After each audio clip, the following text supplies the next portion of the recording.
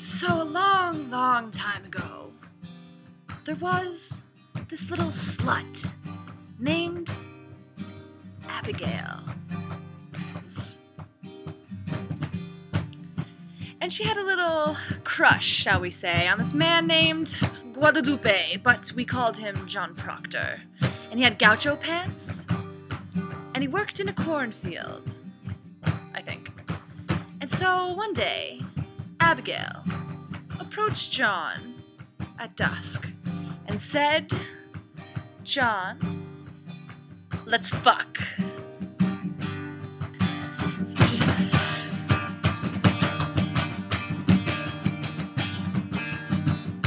And John said, "Well, you know, I have a wife, but she's kind of old, and you're kind of young, so, you know, we'll see how it goes, and, you know, well. They go out into the field, and they do it.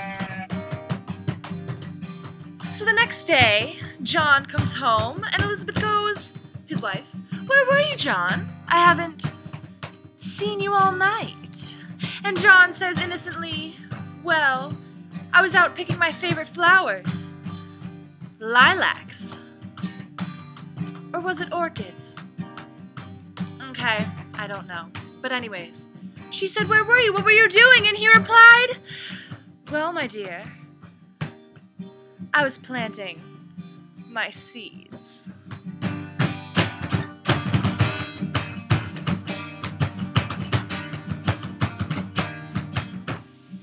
And Elizabeth, silly Elizabeth, is smarter than that. And she says, "Oh, that's hilarious. I'm pretty sure you're with Abigail because I see her strand of hair on your gaucho pants. So, Abigail, you're fired." Well, she messed with the wrong bitch. 'Cause Abigail's crazy. Oh.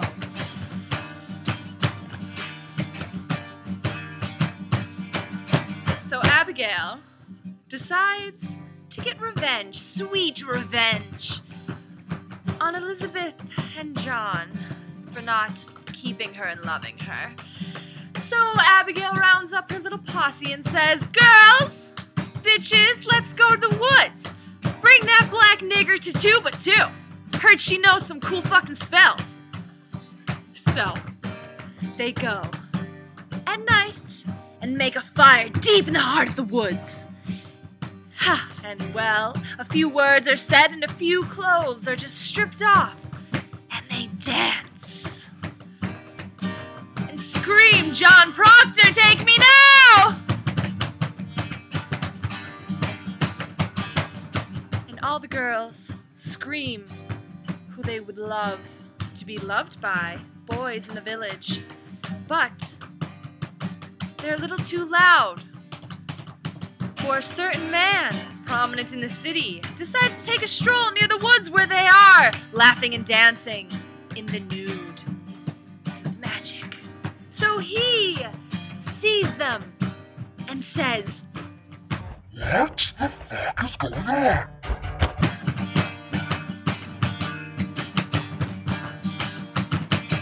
So then the next day, little Betty, oh poor little Betty, she starts this whole thing going, and if she didn't do anything, maybe this whole thing wouldn't have happened. So, you know, blame fucking Betty. So she's possessed. She doesn't talk. She didn't say a word. And everyone goes, "What's wrong with Betty?" And they realize that she has been possessed.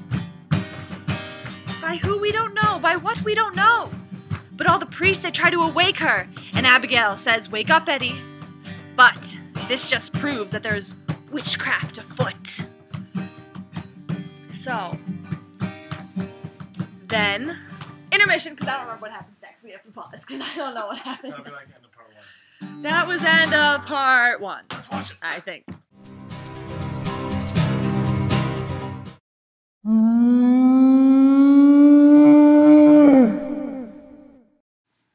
SparkSongs. Okay.